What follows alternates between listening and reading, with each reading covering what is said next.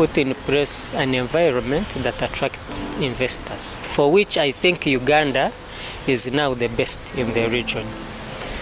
Now, it's another kind of situation where you have to balance the scale.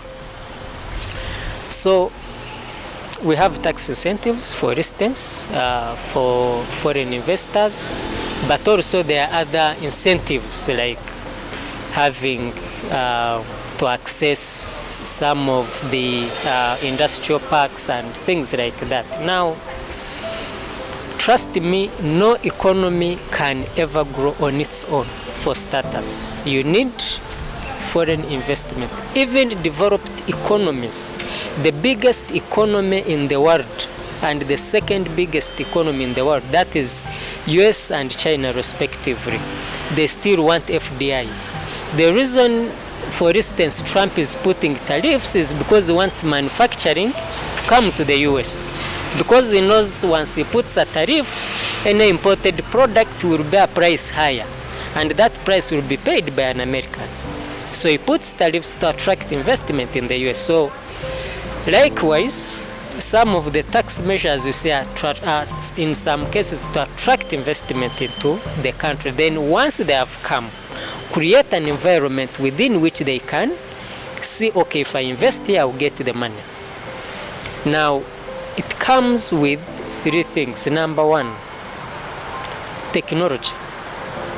You get to have the technologies you couldn't have otherwise had as a country. It grows your manufacturing base, it grows your jobs. Now, the challenge we have is, okay, once they have come, how do we accelerate access to jobs by especially our young people?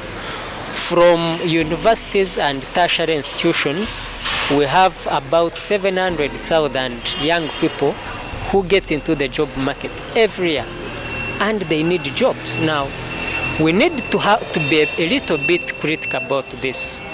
And the question normally that is asked is, are they employable? Are we training people to get into those jobs that are being created by these industries that we are creating? You will probably find that out. Now, that's one. But also number two, what is the attitude of our young people once they have been employed? Now, I'll give you a quick example. You realize that most people, both in private sector and government, who get the money, they tend to invest heavily in real estate. Apartments, malls, arcades. Do you know why? Because it's very hectic to invest in manufacturing. Yet, the 5 billion you've invested in an arcade could actually put up a manufacturing facility, but in an arcade you're employing about 10 people. In a manufacturing facility, you employ probably direct employment over 100 people. But the reason they are not putting a lot of money in manufacturing is the question of trust. Along the entire value chain, whether it's through transportation of raw materials or finished products or stores or handling of equipment, someone tries to steal something. The get rich quickly mentality of our people. So we also need a change of attitude if you are to attract, especially actually Ugandans, to invest in manufacturing. So even when, and this information is known to private sector players, including the foreign investors who come in. So if they know Ugandan is still, even when you have a skill set, they are likely not to put you in a sensitive position where they know you have access to what to steal. So we need a change of attitude. But also,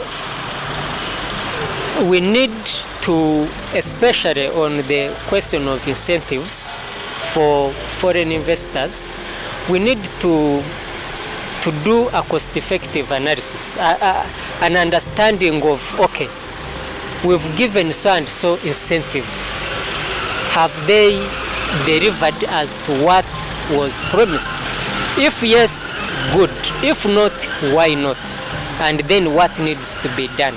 Not just giving incentive after incentive after incentive, and the status quo still remains until they close shop and go back. The question you had asked me earlier. So we need to always keep a watch, keep watching them, and make sure that they are delivering to their promise. And if they are not, we support them too if need be, or if it's deliberate, then we revise the model with which we work with them.